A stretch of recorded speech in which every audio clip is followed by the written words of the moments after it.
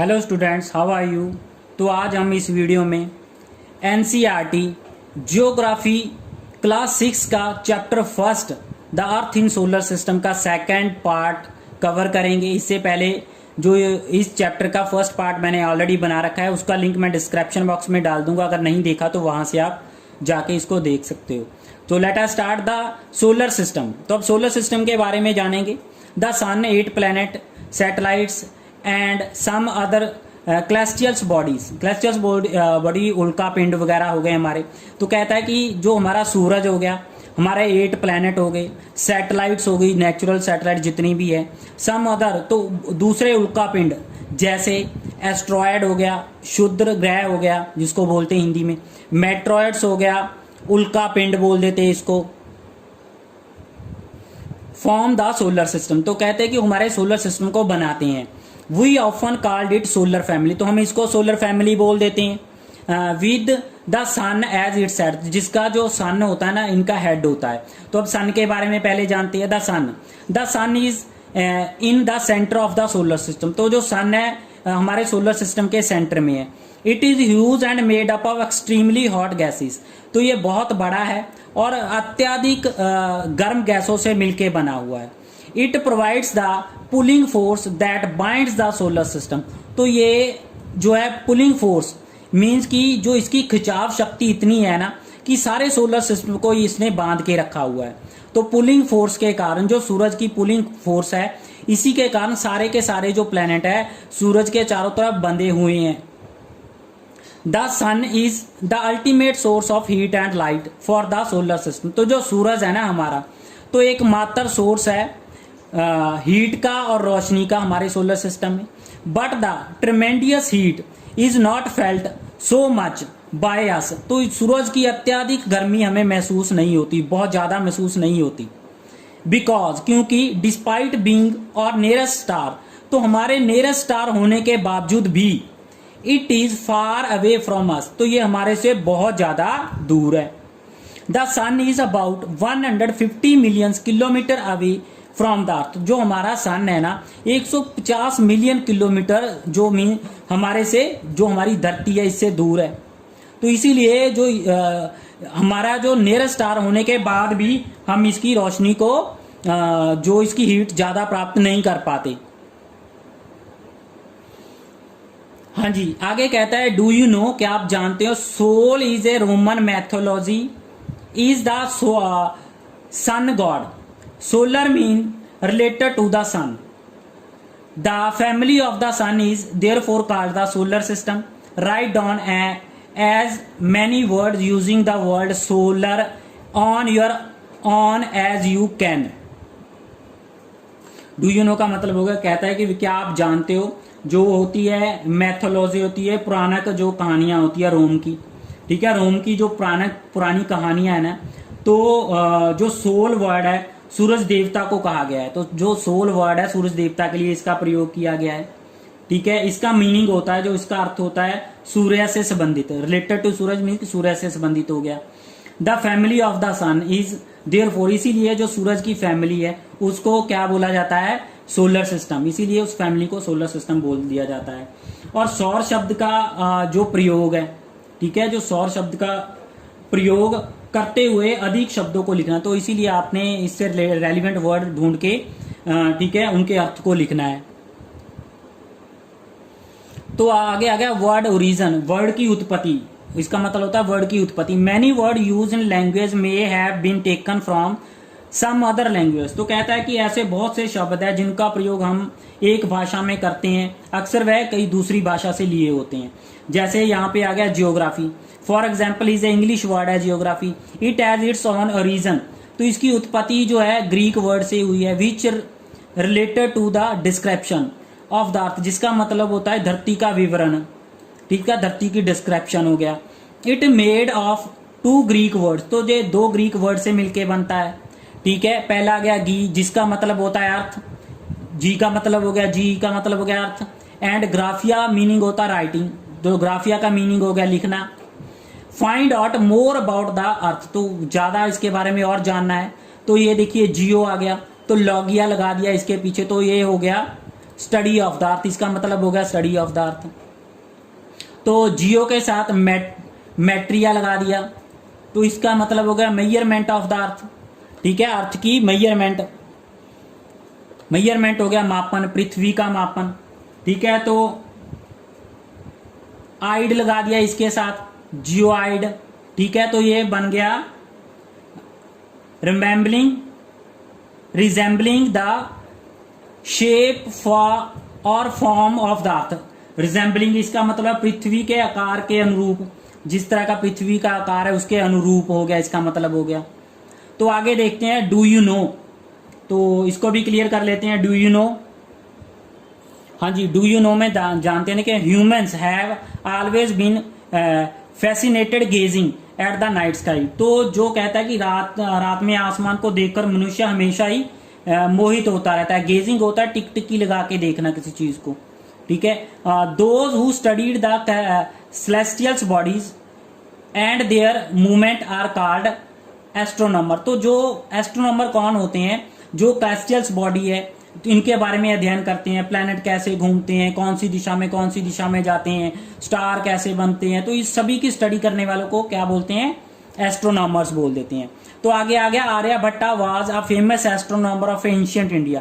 तो प्राचीन इंडिया का आर्यभट्टा एक फेमस जो हमारा इंडिया का एस्ट्रोनॉमर था।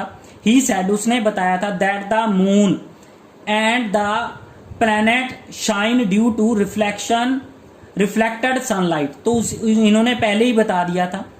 ठीक है, उस समय में जब कुछ भी हमारे पास सुविधा नहीं थी, ठीक है, हमारे पास विज्ञान की सुविधा उस समय प्राप्त नहीं थी, तो उस समय इन्होंने बता दिया था कि जो मून है ना हमारा एंड द सारे प्लैनेट है चमकते हैं, रिफ्लेक्शन जो सूरज से लाइट लेके रिफ्लेक्ट होके फिर चमकते हैं। Today astronomers all over the world are busy exploring the universe. तो सारे संसार में आज के दिन में जो एस्ट्रोनॉमर है बिजी है, लगे हुए हैं ब्रह्मांड की खोज में। हाँ जी, तो अब हम प्लैनेट्स के बारे में जानते हैं। There are 8 planets in our solar system. कहता है कि हमारे सोलर सिस्टम में 8 प्लैनेट है। ठीक है, 8 जो हमारे ग्रह हैं। In order to their distance, उनके डिस्टेंस के अकॉर्डिंग फ्रॉम द सन से दे आर मरकरी हो गया, Venus, Earth, Mars, Jupiter, Saturn, Uranus and Neptune है। तो ये सारे हमारे 8 प्लैनेट हो गए। An easy way to memorise the name of the planet in order of their distance from the sun is. तो ये एक लाइन दी हुई है, तो ऑर्डर अकॉर्डिंग टू ऑर्डर जो सारे प्लैनेट के नाम लर्न करने के लिए, तो इसको हम एक डायग्राम के द्वारा देखते हैं।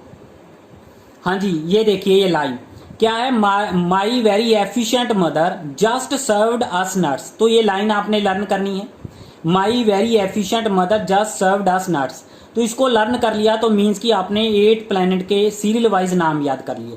तो एम से मरकरी हो गया, नंबर 1 आ गया, नंबर 2 पे वीनस आ गया, नंबर 3 एफिशिएंट से आपका ई ले लिया हमने तो अर्थ बन गया, एम का मदर ले लिया तो मार्स बन गया, जस्ट का जे ले लिया तो जुपिटर बन गया, एस का सर्व्ड का एस ले लिया तो सैटर्न बन गया, अस का यू ले लिया तो यूरेनस बन गया, नट्स का एन ले लिया तो नेपच्यून बन गया। तो इस तरह इस ट्रिक के द्वारा हम सभी प्लेनेट को सीरियल वाइज सूरज से आसानी से लर्न कर सकते हो। तो ये आपने ट्रिक याद करनी है। हाँ जी, तो आगे देखते हैं। All the 8 planet of the solar system move around the sun in a fix path. तो सारे के सारे जो प्लैनेट है ना अपने फिक्स रास्ते में, ऑर्बिट होता है रास्ता, अपने अपने फिक्स रास्ते में सूरज की परिक्रमा पूरी करते हैं, सूरज का चक्कर लगाते हैं। These paths are elongated. तो एलोंगेटेड का मतलब होता है, हिंदी में इसको बोलते हैं दीर्घवार्ताकार। तो सिंपल लैंग्वेज में बोल दें कि ओवल आकार में इसको बोल देते हैं। ओवल आकार में इसकी अंडा आकार होता है इनका जो ऑर्बिट है, रास्ता है। दे आर कॉल्ड ऑर्बिट, इसको रास्ता भी बोल देते हैं इनका ऑर्बिट। ठीक है, तो Mercury is the nearest to the sun, सबसे नजदीक मरकरी आ जाता है। It take only about 88 day to complete 1 round around its orbit. तो अपने ऑर्बिट के इर्द गिर्द सूरज का जो रास्ता बना हुआ, ऑर्बिट सूरज के चारों तरफ इसका रास्ता बना हुआ है, अपने रास्ते पे ये 88 डे में सबसे पहले सूरज का सर्कल कंप्लीट करता है, सबसे जल्दी करता है। Venus is the consider as the earth twins. तो वीनस को कंसीडर किया जाता है अर्थ का ट्विंस। ट्विंस होता है जुड़वा, कि जो वीनस है ना इसको अर्थ की जुड़वा भी बोला जाता है। Because it size and shape are very much similar to the earth, क्योंकि इसकी साइज और शेप है ना तो तो जो वीनस है इसकी साइज और शेप है ना तो अर्थ की तरह दिखाई देती है, इसीलिए अर्थ का इसको ट्विंस, अर्थ का जुड़वा भी बोला जाता है, इसको मॉर्निंग और इवनिंग स्टार भी बोला जाता है, ठीक है, ये भी याद रखना।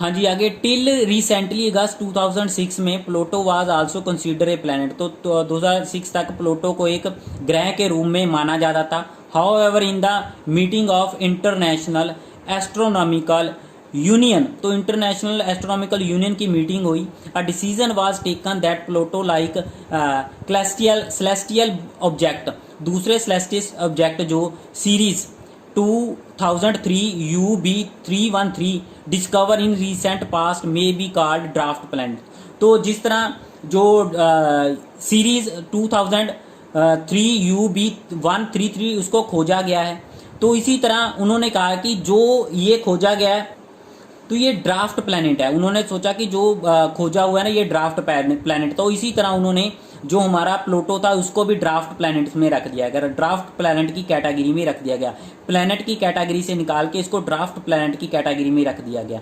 तो अभी इसको हम प्लूटो को हमारा प्लैनेट नहीं मानते हैं, तो ड्राफ्ट प्लैनेट होते हैं, बौने ग्रह बोल देते हैं इसको, क्या बोल देते हैं, बौने ग्रह बोल देते हैं इसको।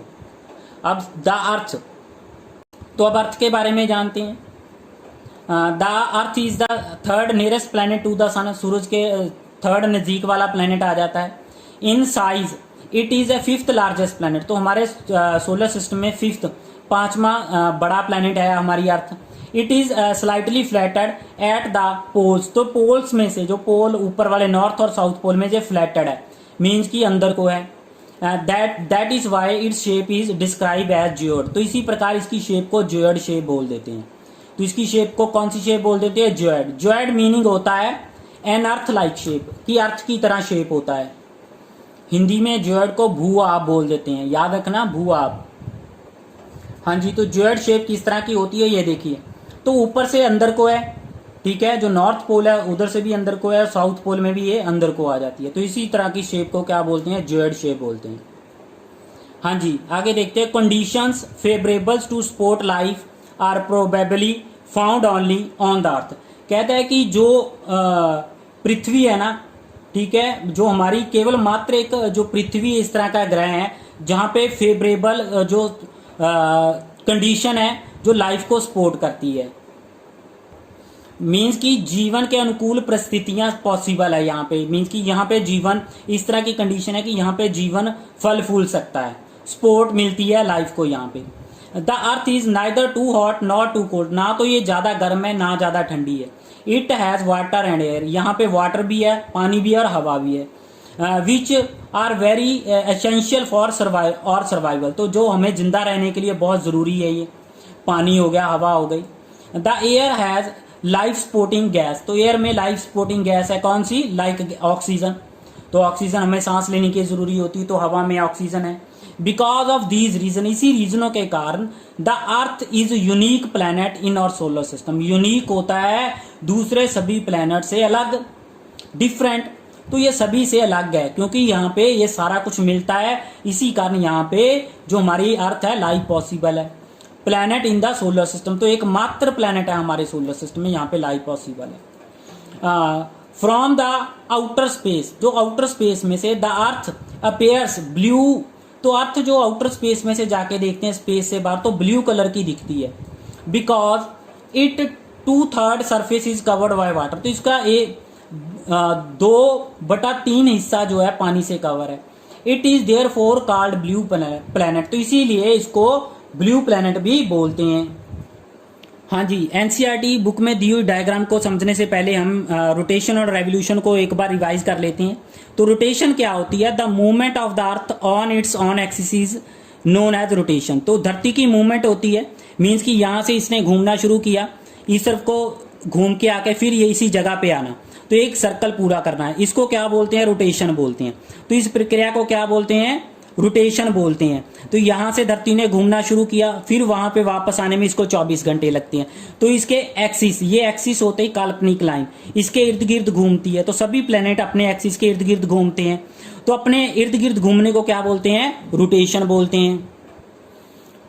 तो अब रेवोल्यूशन के बारे में भी जानते हैं। ये सन है, सन के चारों तरफ प्लेनेट चक्कर लगाते हैं। जैसे सपोज ये हमारी धरती सूरज के चारों तरफ अपने पाथ में या अपने रास्ते में चक्कर लगा रही है, तो इसको रेवोल्यूशन बोल देते हैं। Revolution, the movement of the earth around the sun in a fix path is known as revolution, तो इसको रेवोल्यूशन बोलते हैं।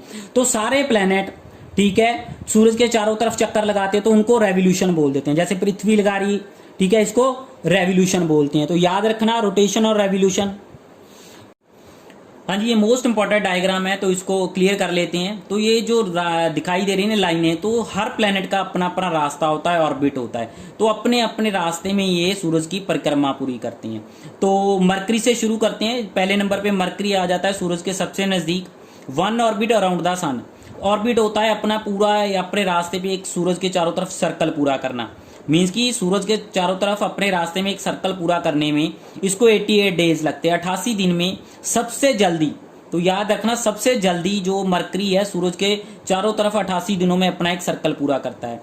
वन स्पिन ऑन एक्सिस, तो स्पिन के बारे में बात कर ले तो अपने एक्सिस के इर्द गिर्द घूमने में, ये अपना एक्सिस है, इसके चारों तरफ घूम के, यहाँ से घूम के फिर वहीं पे जगह पे आने के लिए तो 59 डेज लेता है। तो उसके बाद वीनस आ गया। One orbit around the sun, सूरज के चारों तरफ एक ऑर्बिट अपना सर्कल पूरा करने में, ठीक है, 255 डेज लेता है। तो यहाँ से घूम के फिर यहीं पे आने में 255 डेज लेता है। वन स्पिन ऑन एक्सिस, तो अपने एक्सिस के इर्द गिर्द घूमने में, एक सर्कल पूरा करने में इसको 243 डेज लगते हैं। तो उसके बाद अर्थ आ गई हमारी। तो Earth one orbit around the sun, सूरज के चारों तरफ परिक्रमा पूरे करने में 365 डेज, 365 दिन लेती है। वन स्पिन ऑन एक्सिस, तो अपने एक्सिस के इर्द गिर्द में 1 डे लेती है अपनी सर्कल पूरा करने में। उसके बाद मार्स की बात कर लें। वन ऑर्बिट अराउंड द सन, तो सूरज के चारों तरफ अपना सर्कल पूरा करने में 687 डेज लेता है। वन स्पिन ऑन एक्सिस, तो अपने एक्सिस के इर्द गिर्द सर्कल पूरा करने में 1 डे, मीन्स कि एक दिन में कंप्लीट कर देता है, ठीक है। नंबर ऑफ मून इसके 2 है। तो याद रखना, जो मार्स है इसके नंबर ऑफ मून 2 है, तो अर्थ जो हमारी है इसका नंबर ऑफ मून 1 है, ठीक है। अर्थ का 1 मून है, मार्स के 2 मून है। फर्स्ट मरकरी और वीनस का कोई भी मून नहीं है, तो याद रखना मरकरी और वीनस का कोई मून नहीं है। उसके बाद आ गया हमारा 5th नंबर पे यूपिटर। तो one orbit around the sun, सूरज के चारों तरफ परिक्रमा पूरा करने में 11 मंथ अबाउट 12 ईयर, तो 11 महीने 11 साल 11 महीने का करीब नियर अबाउट 12 साल का समय लेता है अपना एक सर्कल पूरा करने में। वन स्पिन ऑन एक्सिस, तो अपने एक्सिस के इर्द गिर्द सर्कल पूरा करने में 9 और 56 मिनट्स। नंबर ऑफ मून्स इसके है 53 है। तो 9 घंटे और 56 जो मिनट है, तो अपने सबसे तेजी से, तो याद रखना हमारे सोलर सिस्टम में सबसे तेज गति से अपने एक्सिस के इर्द गिर्द सर्कल पूरा करने वाला कौन सा प्लेनेट है? यूपिटर है। तो 9 घंटे और 56 मिनट्स में एक सर्कल पूरा कर लेता है अपने एक्सिस के इर्द गिर्द। तो इसके 53 मून्स हैं। उसके बाद सैटर्न आ गया ये हमारा। तो one orbit around the sun 29 year 5 month, तो ये सूरज के चारों तरफ परिक्रमा पूरी करने में 29 साल और 5 महीनों का दिन टाइम लगाता है। वन स्पिन ऑन एक्सिस, तो अपने एक्सिस के इर्द गिर्द 10 और 40 मिनट्स का समय लेता है अपना सर्कल पूरा करने में, ठीक है, 10 घंटे और 40 मिनट्स। उसके बाद नंबर ऑफ मून की बात कर ले तो इसके 53 है। तो इसके नंबर ऑफ मून 53 है, इसके भी 53 है और यूपिटर के 53, याद रखना। उसके बाद यूरेनस की बात कर ले तो ये यूरेनस आ गया हमारा।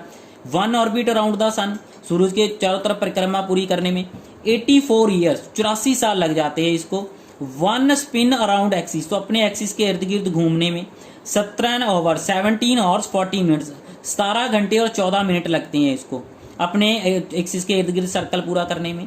नंबर ऑफ मून अबाउट 27, लगभग 27 मून है इसके। तो उसके बाद लास्ट वाला नेपच्यून आ गया। वन ऑर्बिट अराउंड द सन, तो इसको अपने ऑर्बिट के इर्द गिर्द घूमने 164 164 ईयर्स 164 साल लग जाते हैं। वन स्पिन ऑन एक्सिस, तो अपने एक्सिस के इर्द गिर्द घूमने में इसको 16 और 16 घंटे 7 मिनट का समय लगता है, ठीक है। ऑन नंबर ऑफ मून्स की बात कर ले तो इसके 13 है, 13 मून है इसकी। तो ये हमारे प्लैनेट हो गए। अब इसको देखते हैं इनर प्लैनेट कौन से होते हैं और आउटर प्लैनेट्स कौन से होते हैं। जो सूरज के नजदीक वाले प्लैनेट होते हैं ना, ठीक है, फर्स्ट 4 प्लैनेट है जो, इनको हम इनर प्लैनेट बोल देते हैं। ये देखिए inner planet very close to the sun, they are made up of rocks. तो ये सूरज के करीब होते हैं और पथरीले होते हैं, चट्टानों से बने होते हैं, तो इनको क्या बोल देते हैं, इनर प्लैनेट बोलते हैं। आउटर प्लैनेट होता है very very far from the sun and are huge planets made up of gases, तो ये सूरज से बहुत दूर होते हैं और बहुत बड़े होते हैं, ठीक है। तो ये गैसेस और लिक्विड से मिलके बने होते हैं, तो ये गैसेस और लिक्विड से मिलके बने होते हैं, सूरज से दूर होते हैं। तो ये आ गया हमारा एस्ट्रॉयड बेल्ट इनके बीच में। तो याद रखना फर्स्ट 4 और लास्ट 4 के बीच में एस्ट्रॉयड बेल्ट आ जाती है, मीन्स कि मार्स प्लैनेट और यूपिटर प्लैनेट के बीच में हमारी एस्ट्रॉयड बेल्ट है। एस्ट्रॉयड बेल्ट क्या थी कि जब जो प्लैनेट बने थे ना, तो इनका कुछ हिस्सा टूट गया था, बिखर गया था इधर उधर, तो वो सारा इधर ही एस्ट्रॉयड बोल देते हैं इनको, वो इसी बेल्ट में घूम रहा है, ठीक है। डेब्रिस, ब्रह्मांड का मलबा जिसको बोल देते हैं, हमारे सोलर सिस्टम का मलबा, तो इसी एरिया में घूम रहा है, तो इसको क्या बोल देते हैं, एस्ट्रॉयड बेल्ट बोल देते हैं। तो अब सूरज से दूरी देख लेते हैं प्लैनेट की। तो जो फर्स्ट प्लैनेट है मरकरी है, 58 मिलियंस हो गया, तो उसके बाद 108 हो गया मिलियंस किलोमीटर, तो उसके बाद जो अर्थ होगी 150 मिलियंस किलोमीटर हो गया, उसके बाद मार्स 228 मिलियंस हो गया, जुपिटर 778 मिलियंस हो गया, सैटर्न जो हो गया 1427 मिलियंस हो गया, यूरेनस 2869 मिलियंस हो गया, तो उसके बाद नेपच्यून हो गया 4496 हो गया। तो ये इतने मिलियन किलोमीटर जो सन से दूरी है इनकी। तो ये बहुत मोस्ट इंपॉर्टेंट डायग्राम है, इसको आपने अच्छे से लर्न करना है। यूनो को देख लेते हैं। Light travels at the speed of about 3 lakh kilometre per second, yet even with this speed the light of the sun take about 8 minute to reach the अर्थ। तो कहता है कि जो धरती की जो सूरज की रोशनी है ना, तो 3 लाख किलोमीटर पर सेकंड से चलती है, तो इतनी तेज चलने के बावजूद भी इसको 8 मिनट लग जाते हैं धरती तक पहुंचने के लिए। तो जो एग्जैक्ट टाइम है ना सूरज की रोशनी धरती पे पहुंचने का 8 मिनट और 20 सेकंड है। तो याद रखना 8 मिनट 20 सेकंड में सूरज की रोशनी धरती पे पहुंचती है। हाँ जी, तो now we know about the moon. Moon के बारे में जानते हैं। और अर्थ हैज ओनली 1 सैटेलाइट, हमारी धरती की एक सैटेलाइट है, कुदरती सैटेलाइट है, दैट इज द मून। ये मून है। It is diameter is 1/4 that of the earth.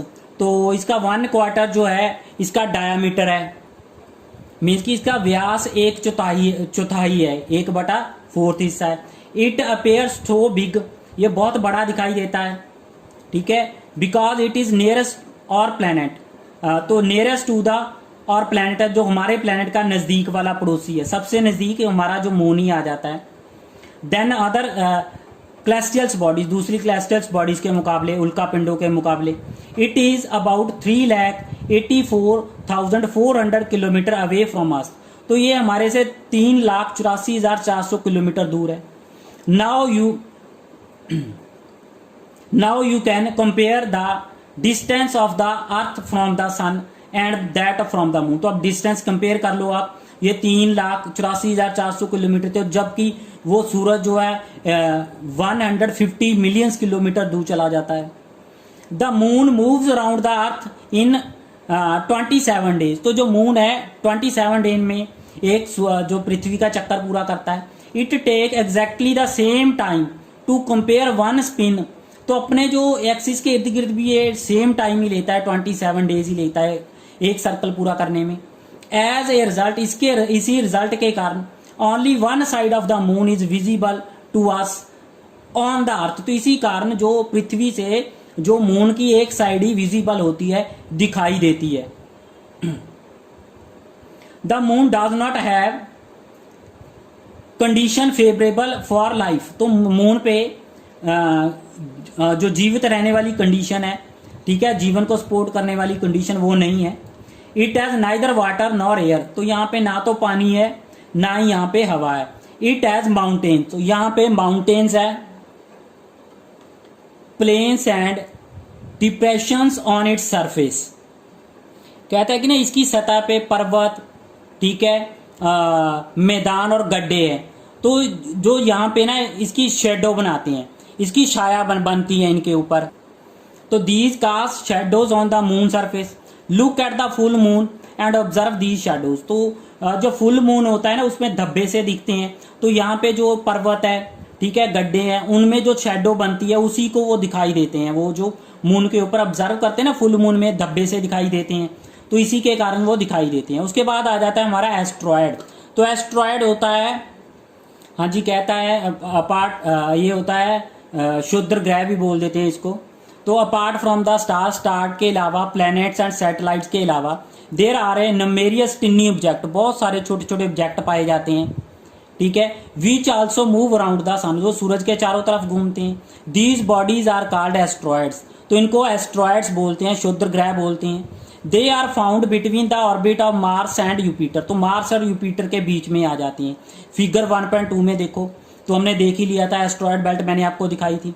Scientist are of the view that asteroid are part of the planets which exploded many year backs, तो scientist का मानना है कि ये जो planet का हिस्सा है, जो बहुत साल पहले विस्फोट के कारण ग्रहों से अलग हुए हिस्सा है ये वाला, ठीक है। तो एस्ट्रॉयड वो सारे इसी में घूमते हैं। तो ये पिक्चर दी हुई है एस्ट्रॉयड की, इस तरह के एस्ट्रॉयड की शेप होती है। हाँ जी, तो अब इंटरेस्टिंग फैक्ट्स को जानते हैं। Neil Armstrong was the first man to step on the surface of the moon on 21 July 1969। तो नील आर्मस्ट्रॉन्ग पहला व्यक्ति था जिसने सूरज, जो हमारा चांद है, उसकी सतह के ऊपर पांव रखे थे, ठीक है। तो कब रखे थे? 21 जुलाई 1969 को रखे थे। Find out whether any Indian has landed on the moon, तो आपने फाइंड आउट करना है कि कोई इंडियन है जो यहाँ पे गया हुआ है, क्या कोई इंडियन भी पर्सन है जो यहाँ पे पहुंचा है। तो ये देखिए नील आर्मस्ट्रॉन्ग है, इन्होंने जो चांद के ऊपर सबसे पहले कदम रखे थे। तो सैटेलाइट्स की बात कर लें। Satellite is a celestial bodies that move around the planet in the same way as the planet move around the sun। तो ये सैटेलाइट्स जो होती है, कुदरती जो सैटेलाइट्स होती है, जैसे मून है, तो जैसे प्लैनेट सूरज के चारों तरफ घूमते हैं, तो ये जो होती है सैटेलाइट से प्लैनेट के चारों तरफ घूमती है। तो कहा है ह्यूमन मेड सैटेलाइट्स की बात कर लेते हैं। ह्यूमन मेड सैटेलाइट्स इनमें से आ जाती है। इज ए आर्टिफिशियल बॉडी होती है, ठीक है।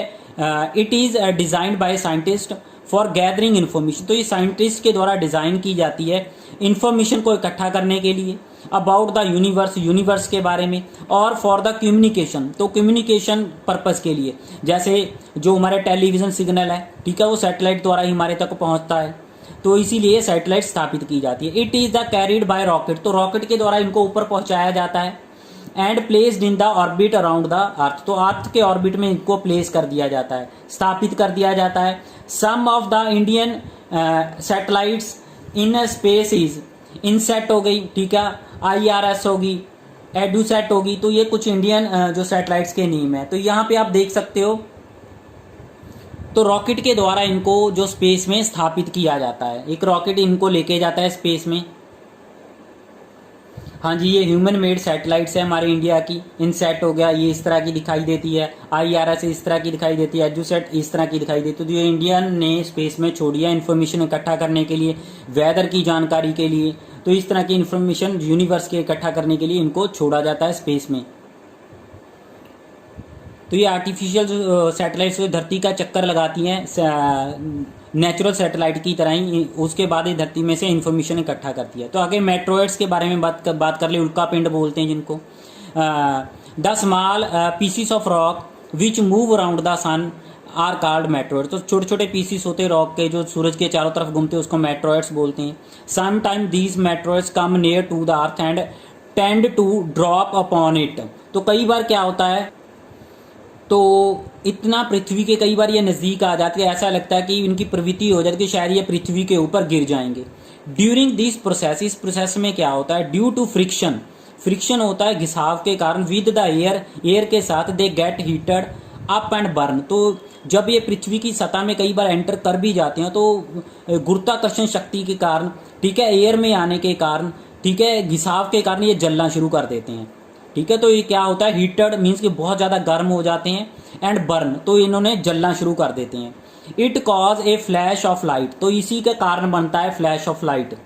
हाँ जी, जिस तरह ये धरती की सतह में एंटर करते हैं तो जलने के कारण, फ्रैक्शन होने के कारण, देखिए इस तरह की लाइट छोड़ते हैं, तो बर्न होती है, तो उसकी एक लाइट बन जाती है, एक टेल बन जाती है इनके पीछे, पूंछ बन जाती है इनकी। तो क्या होता है कि some time a meteors without being completely burn, तो बिना जले हुए कई बार ये मेट्रोस कंप्लीटली पूरी तरह जले बिना fall on the Earth and create से होल, तो अर्थ के ऊपर गिर जाते हैं और बहुत बड़े होल क्रिएट कर देते हैं। Do you see a whitish broad band like a white glowing path across the sky on a clear starry night? It is a cluster of millions of stars. This band is a Milky Way galaxy. Figure 1.6. तो वो कहता है कि क्या आपने तारों वाले, ठीक है, क्या आपने जो तारों वाले रास्ते में एक और से दूसरी ओर, ठीक है, एक और से दूसरी ओर तक फैली हुई, ठीक है, चौड़ी, ठीक है, चौड़ी सफेद पट्टी की तरफ देखा है, ठीक है, एक चमकते रास्ते को जो दिखाती है, एक चमकदार रास्ता बनाती है, ठीक है, तो इस तरह की पट्टी बनी होती है, एक चमकदार रास्ता बनाती है, तो इसको क्या बोलते हैं हम? मिल्की वे गैलेक्सी बोलते हैं। तो ये देखिए इस तरह की एक पट्टी बनी हुई है, ठीक है, यहाँ से यहाँ तक की चमक रही है, ठीक है, तो इसी सारी जो पट्टी जो बनी हुई है ना, व्हाइटिश बोर्ड सा बना हुआ है, तो इसको हम क्या बोल देते हैं? गैलेक्सी बोल देते हैं।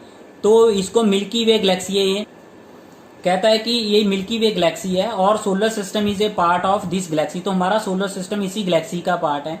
इन एंशियंट टाइम, प्राचीन समय में, इन एंशियंट इंडियन, प्राचीन इंडिया में, जो पुराने समय में इंडियन लोग थे, it was amazon to be a river of light, तो इन द स्काई, तो इसको जो रिवर, नदी बोलते थे, लाइट की नदी बोलते थे, फॉलोइंग इन द स्काई, जो स्काई में होती है, 10, ठीक है, इसी को जो हमारे प्राचीन जो लोग थे, ठीक है, तो वो आकाश में बहती हुई लाइट की जो नदी बोलते थे, रोशनी की नदी बोलते थे, ठीक है। 10 इट वाज नेम्ड आकाशगंगा, इसी तरह इसका नाम आकाशगंगा भी पड़ गया। A galaxy is a huge system of billions of stars, तो गैलेक्सी ह्यूज सिस्टम होता है जिसमें बिलियंस ऑफ स्टार होते हैं। And clouds of dust and gases, तो इसमें क्लाउड्स होते हैं, डस्ट, धूड़ भरे क्लाउड गैसेस के। There are millions of such galaxy, इस तरह की बहुत सारी गैलेक्सी हैं, दैट मेक द यूनिवर्स, जो मिलके हमारा यूनिवर्स बनाती है। It is difficult to imagine, तो इसी को कल्पना करना इसकी बहुत मुश्किल है। How big the universe is, तो यूनिवर्स कितना बड़ा है, ठीक है। Scientist are still trying to find out more and more about it, तो साइंटिस्ट इसके बारे में ज्यादा से ज्यादा जानने की कोशिश कर रहे हैं। We are not certain about its size, तो हम इसके साइज के बारे में एग्जैक्ट में नहीं क्लियर है। But we know that all of us, you and I, belong to this universe, तो हमें ये पता है कि हम सभी, मैं भी, आप भी, इसी यूनिवर्स का पार्ट हैं। हाँ जी, ये पिक दी हुई, तो आपने खुद करना है। इमेजिन यू, आप यहाँ पे है, तो आपने अपने आप को बताना है कि अब यूनिवर्स का कैसे पार्ट हो, ठीक है। You can relate yourself with the universe now you are on the Earth, Earth के ऊपर आप हो। Earth is a part of the solar system का पार्ट है, और solar system a part of the Milky Way galaxy का आ गया, which is a part of universe, ये यूनिवर्स का पार्ट है। थिंक्स अबाउट द यूनिवर्स, अब यूनिवर्स के बारे में सोचो। And the fact that is contain millions of such A Galaxy, जिसमें बहुत सारी गैलेक्सीज आ जाती हैं, शामिल है। How do you fit in the picture, तो किस तरह आप इस पिक्चर में फिट हो गए। लीजिए, इस पिक्चर के द्वारा मैं आपको यूनिवर्स भी क्लियर करवा रहा हूं। तो देखिए, तो ये होता है हमारा यूनिवर्स, बहुत सारी ये गैलेक्सीज आ गई हमारी। तो यूनिवर्स जो हमारा होता है गैलेक्सीज से मिलके बनता है, तो बहुत लाखों करोड़ों गैलेक्सीज मिलके हमारा यूनिवर्स बनाती है। तो एक जो गैलेक्सी होती है, जैसे मिल्की वे गैलेक्सी है, मिल्की वे गैलेक्सी में लाखों करोड़ों तारे होते हैं, ठीक है। वो तारों का अपना अपना सोलर सिस्टम होता है, उसके बाद सोलर सिस्टम आ गया, ठीक है। उसके बाद हमारे जो प्लैनेट वगैरह आ जाते हैं, मेट्रॉइड्स आ जाते हैं, एस्ट्रॉयड वगैरह आ जाते हैं, नेचुरल सैटेलाइट्स वगैरह आ जाती है, ठीक है। तो ये सारे मिलके हमारा जो यूनिवर्स बनाते हैं, ठीक है। पहले मान लो छोटे हिस्से से शुरू करते हैं, सैटेलाइट्स आ गई, मेट्रॉइड्स, एस्ट्रॉयड और प्लैनेट वगैरह आ गए। प्लैनेट के ऊपर आ गया सोलर सिस्टम मिल्की वे गैलेक्सीज में आ जाता है। तो ये सारी गैलेक्सीज यूनिवर्स का पार्ट होती है। तो इस तरह हमारा जो यूनिवर्स बनता है। हाँ जी, अगर वीडियो अच्छा लगा तो घंटी वाले बटन को प्रेस कर देना, ठीक है। चैनल को सब्सक्राइब कर देना ताकि आने वाली मेरी वीडियो का नोटिफिकेशन आप तक पहुंच पाए। Thanks for watching this video.